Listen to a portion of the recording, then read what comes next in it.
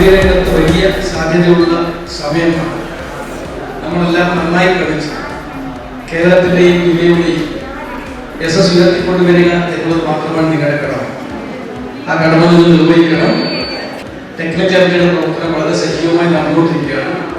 14 ജില്ലകളിൽ കബഡി രംഗത്തുള്ള കായിക താരങ്ങളെ വളർത്തിക്കൊണ്ടുവരിക എന്നുള്ള ലക്ഷ്യം ഉയർത്തിപ്പിടിച്ചിട്ടുള്ളതാണ്.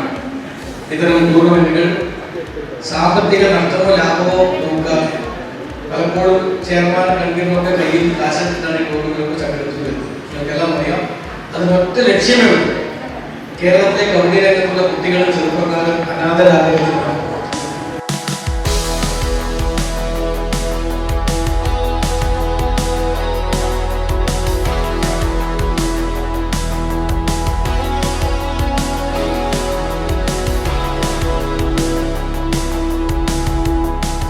നമുക്കറിയാം, കേരള 72ാമത് കേരള സ്റ്റേറ്റ് കബഡി ടൂർണമെന്റിന്റെ ഇവിടെ JK അക്കാഡമിയുടെ ആഭിമുഖ്യത്തിൽ, ടെക്നിക്കൽ കമ്മിറ്റിയുടെ ആഭിമുഖ്യത്തിലാണ് ഇവിടെ നടന്നത്.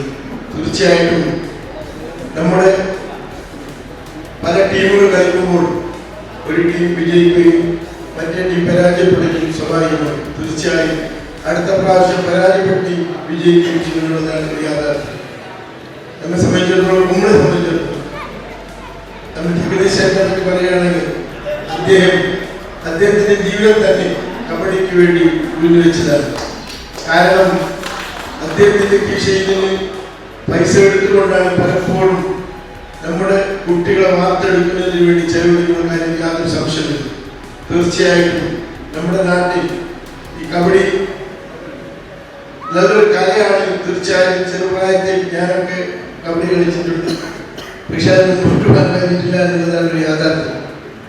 അതുകൊണ്ട് തീർച്ചയായും നമ്മുടെ ടീം അംഗങ്ങൾ എല്ലാവിധ ആശംസകളും വിജയിച്ച ടീമിനും പരാജയപ്പെട്ട ടീമിനും എല്ലാവർക്കും ആശംസ.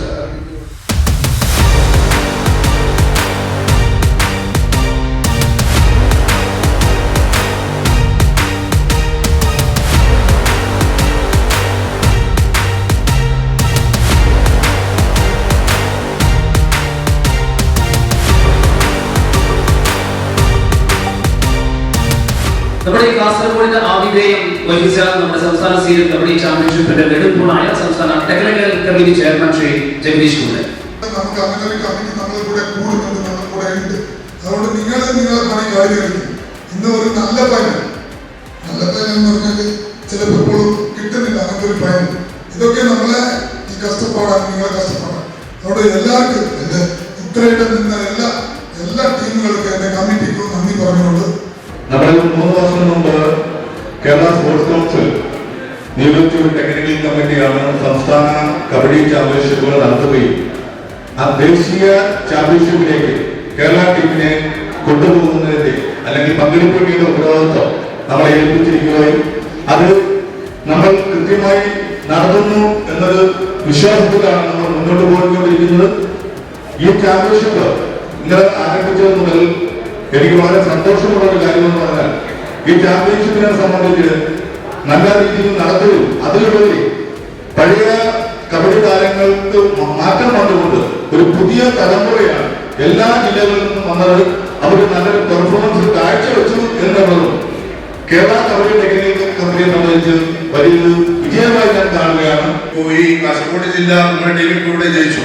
ഈ ടീമിനെ സെലക്ഷൻ ചെയ്യുന്ന ടൈമിൽ നമുക്കെന്ന് പറഞ്ഞാൽ അതുപോലെ ജഗദീഷിനും ഒരുപാട് കോളുകൾ. കാരണം എന്തുകൊണ്ട് പറഞ്ഞാല് സെലക്ഷൻ കാസർഗോഡ് ജില്ലയിൽ ആയിരക്കണക്കിന് പ്ലെയേഴ്സ് ഉണ്ട്. ആ പ്ലെയേഴ്സിനെ കൊണ്ട് നമുക്ക് എന്തായാലും കാസർഗോഡ് ജില്ലയിൽ നല്ലപോലെ ഒരു എന്തായാലും ജയിപ്പിക്കാൻ പറ്റുന്നില്ല ഒരു ഇതുണ്ടായിരുന്നു. എന്നാലും ചില പ്ലെയറുകളെ എടുക്കണം എന്ന് പറഞ്ഞുകൊണ്ട് എവിടുന്ന് മുഖ്യമന്ത്രി മാത്രമേ വിളിക്കാതിരുന്നുള്ളൂ, ബാക്കി എല്ലാവരും വിളിച്ചിട്ടുണ്ടായിരുന്നു ഇന്നാളെ സെലക്ഷൻ ചെയ്യണം എന്ന് പറഞ്ഞിട്ട്. പക്ഷെ ആ ഒരാൾക്കാരെയും നമ്മൾ സെലക്ഷൻ ചെയ്തില്ല. നമ്മുടെ സെലക്ഷൻ ട്രയലിൽ വന്നിട്ടുള്ള പ്ലേയേഴ്സിനെ മാത്രമേ സെലക്ഷൻ ചെയ്തിട്ടുള്ളൂ.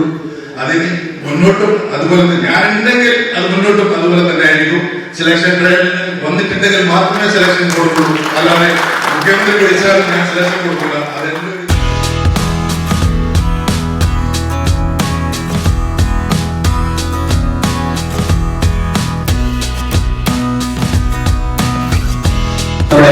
ഭാഷകളുടെയും കലകളുടെയും സംസ്കാരത്തിന്റെയും സംഗമം പരിശ്രമമായ കാസർഗോഡ് കുണ്ടയുടെ മണ്ണിൽ JK അക്കാദമിയിൽ നടത്തപ്പെട്ടത്.